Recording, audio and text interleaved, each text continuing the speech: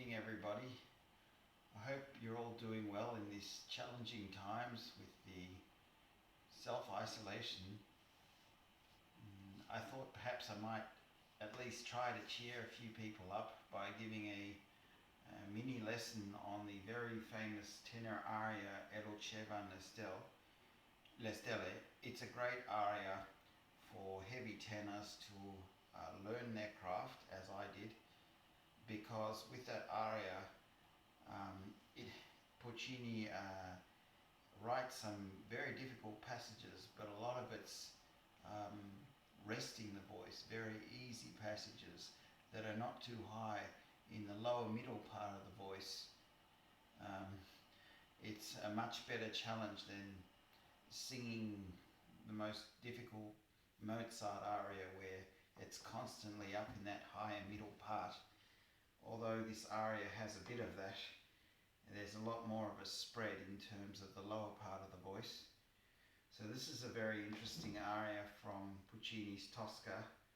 It comes in Act 3, in which Cavaradossi, who sings this aria, is sentenced to death by firing squad by Scarpia for hiding the prisoner Angelotti, and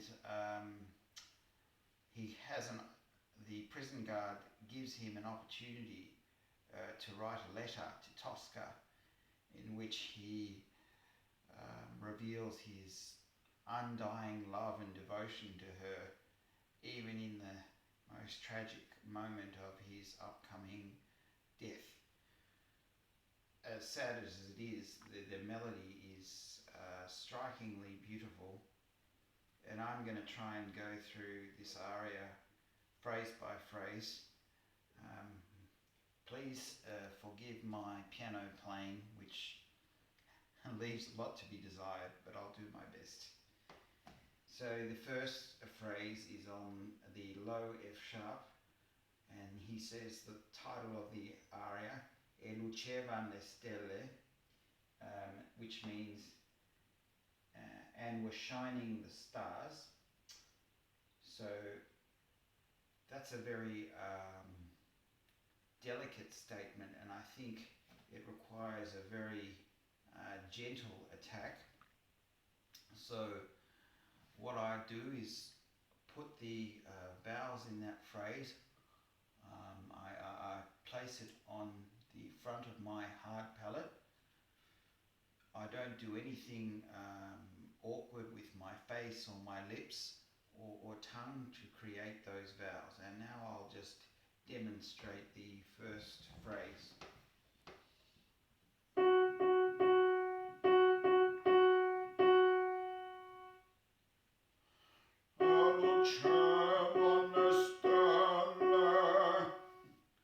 So that's the start of the aria.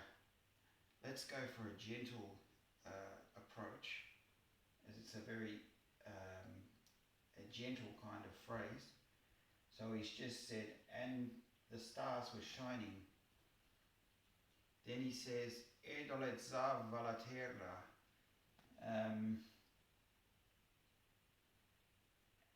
and gave off a scent, the earth, and the earth was fragrant. So he's talking about the air, the smell of the air in this beautiful moment.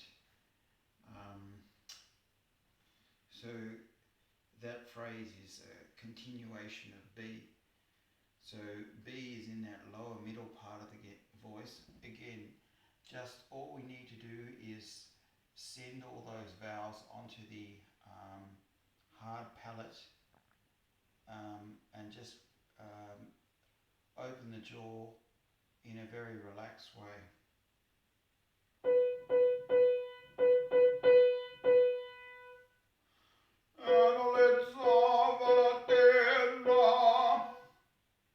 And in that, I'm trying to show how little effort that was.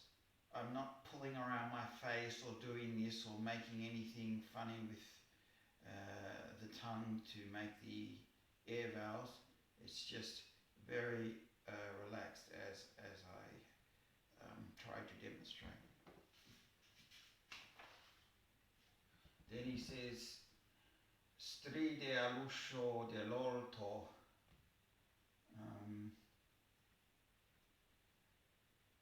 Creep the gate to the garden. So he starts off with a nice smell, and then he hears a garden gate open, and that's a continuation of B with two ascending C sharps in the middle of the voice. As I've said in a lot of my other videos, a lot of tenors they make that mistake of having too much vibrato and not enough depth of sound. So all we're doing is, that famous Italian phrase, sing as we speak, applies. So we don't really speak in a high squeaky voice, or a lot of us don't. So we try to bring the lower pitch of our spoken voice into the singing voice as well.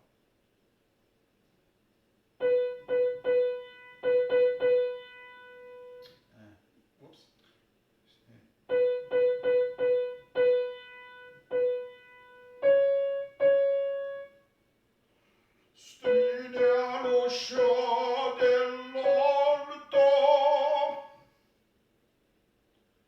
So the other thing, when I just sang that phrase, I tried to connect the words. I didn't do something like this.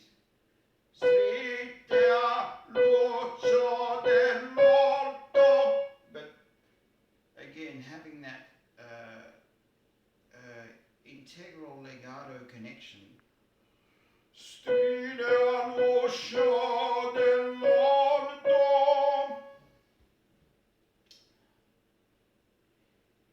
And then he says, e un passo sfiorava l'arena, and a footstep touched lightly the sand. And that's obviously Tosca's footstep.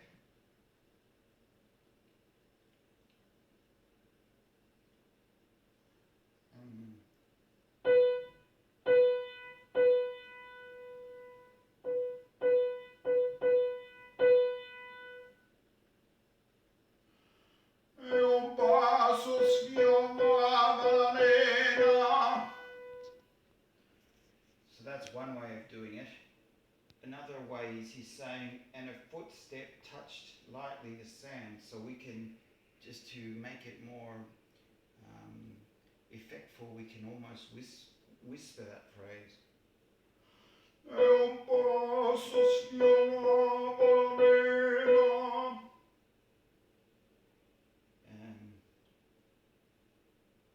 And then he says, entered she perfumed, and to me fell into my arms.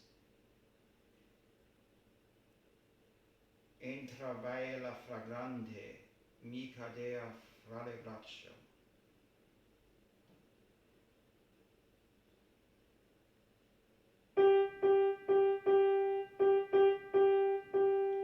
And again, why not just go for the soft approach? Entravela fragrante.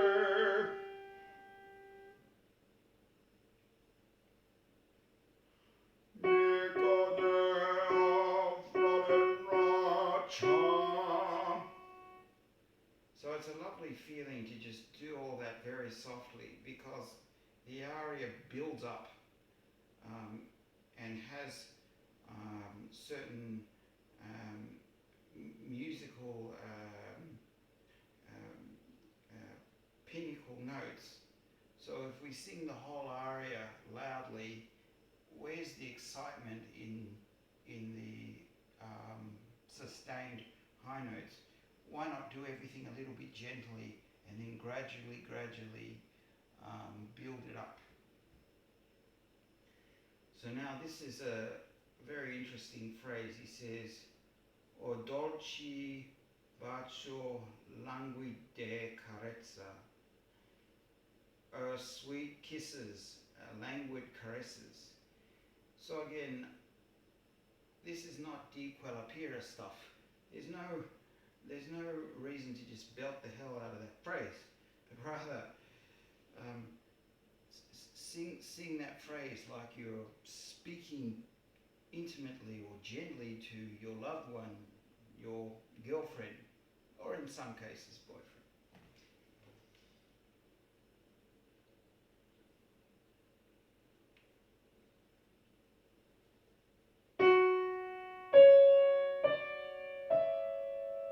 Okay.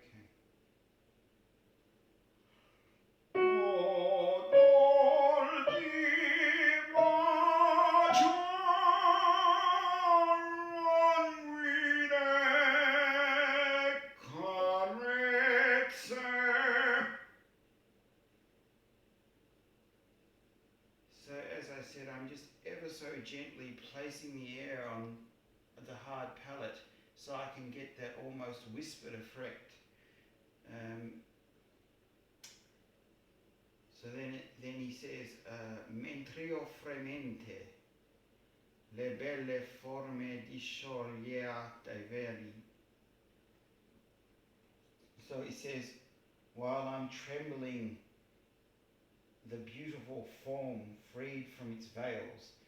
So he's in shock at seeing his girlfriend so beautiful. So why not sing in a way that suggests we might be a little bit shocked? Mandrio fremente, le belle forme di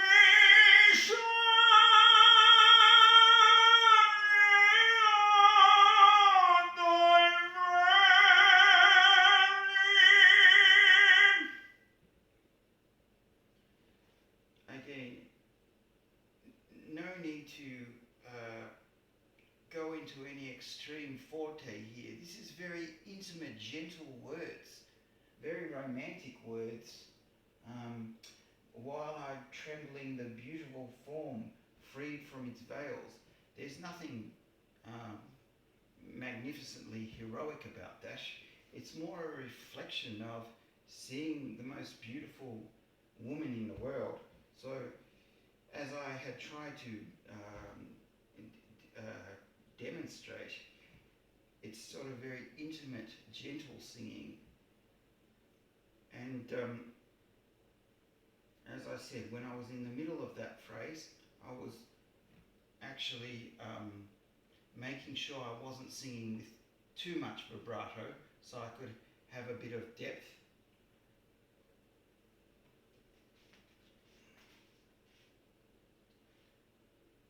And I just, for the purpose of the exercise, because I know this is very hard for some people, the two most difficult notes in that little bit was D sure, because you're going up to a high, from a middle G for most tenors to a high note. So on the G, we still want that depth, and then the A is the high note, so we just let the head voice take over. So it goes something like this.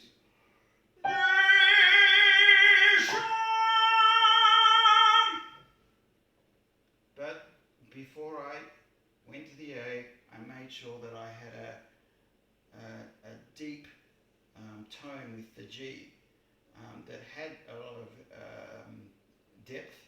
So as I've said many times, the larynx was in that free open position when I arrived at the A. So then he says, Svani per sempre il sogno mio d'amore. So the literal translation is, has vanished forever the dream mine of love. Or in other words, my dream of love has vanished forever. So that's a very sad thing, because how can one ever see the love if you know you're not going to be here. So I'd say in that phrase, let's go for a bit of sadness.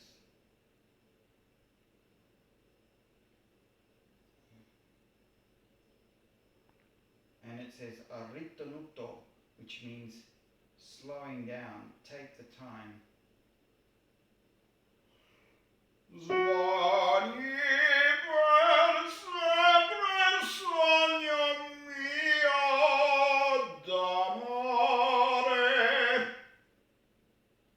So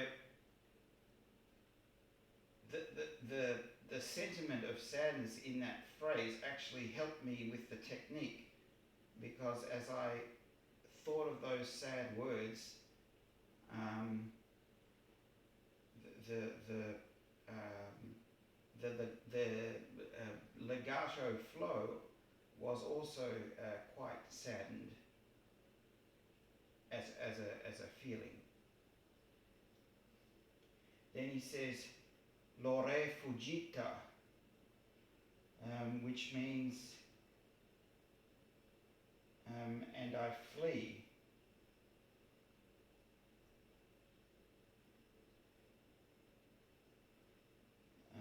The time has flown. So this is a very tricky phrase. It starts on a B, then goes to a C, then a D, and then a G. Gita is the hardest bit of that phrase. Now, how do we make sure that the gita is even and resonant and not straining? What we do is we try to think about singing the gita in the same way that we sang the previous three notes. So I'm going to sing l'ore fugge in a way which has a certain amount of vibrato, not too much, and a certain amount of depth, and I'm going to place those first three notes on the hard palate and then try to incorporate a similar principle when I get to the G.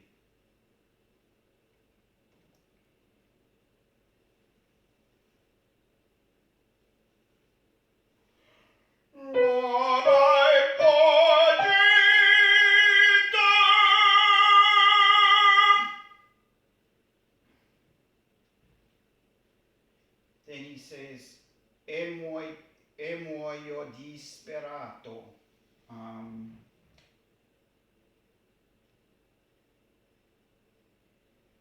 And I die in despair. Now this is a very good phrase for a forte attack, and it says con anima, which means a little bit faster. So in order to get that power that we want, a good strategy is don't waste any time. Get straight to the note. This is okay. You're allowed to do this. Drop the jaw quickly. Don't waste any more time. Go, when I say go straight to the note, go straight to the vowel quickly, and then you'll find that you will project a bit more.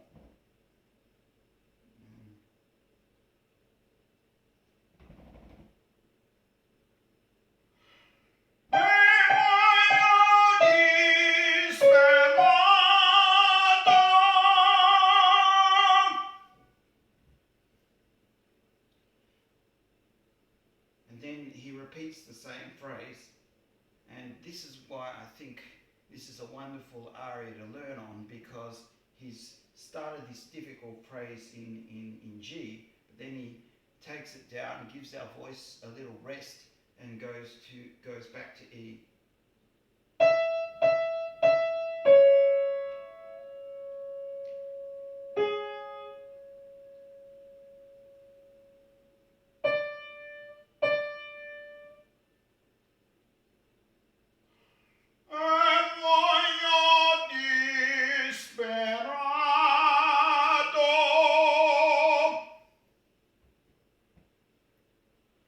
Now finally the last phrase,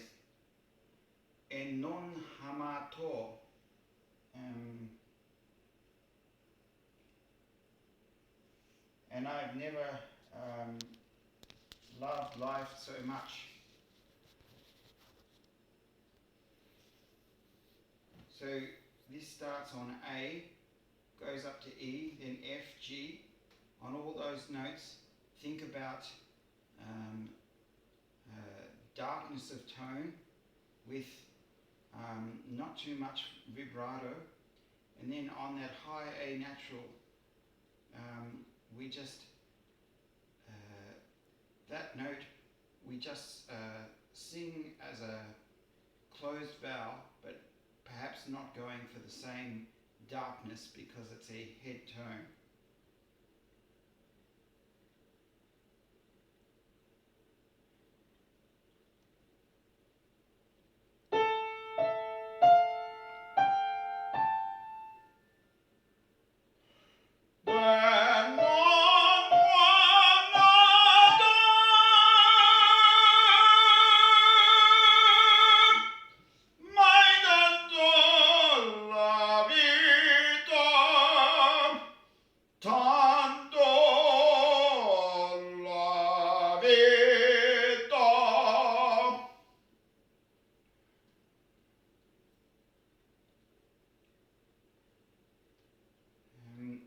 So here I've concluded the aria, and as I said, I started out quite soft, built it up to a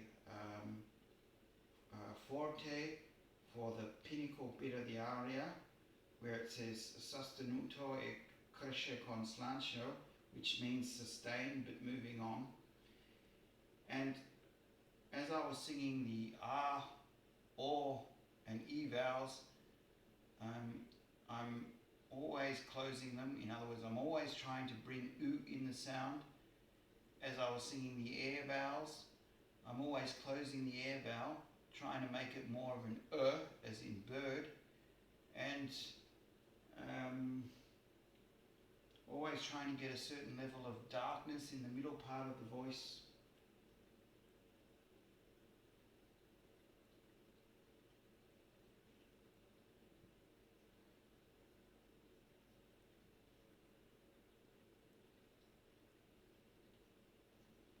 Oh, and very importantly, I'm trying to make sure that whenever I sing any vowel in any of the range, my lips and tongue are relaxed and as possible.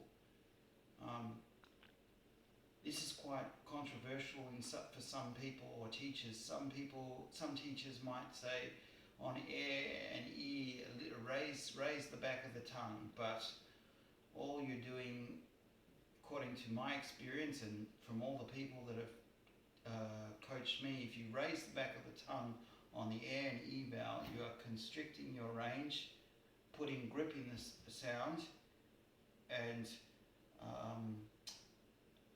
using the throat a lot. It's much better for all vowels to have the front and back of the tongue just sitting completely relaxed. Go for the closed approach, and definitely do not ever raise the back of the tongue for the E and air vowels, or any other vowel for that matter. So thank you for listening to this demonstration, and I hope it's helped.